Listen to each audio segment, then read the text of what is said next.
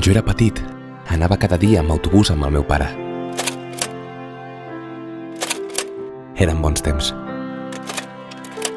El meu pare sempre em deixava seure al costat de la finestra perquè pogués mirar la ciutat i feia acudits tot el camí per fer-me riure. Però un dia, el meu pare estava diferent. Se'l veia trist.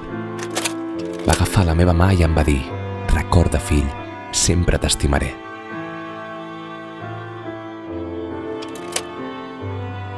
El meu pare va morir un any més tard de càncer de pulmó.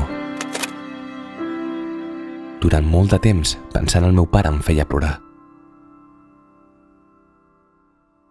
Però ara, cada vegada que recordo quan anava amb autobús amb el meu pare, somric. Jo també t'estimaré sempre, pare.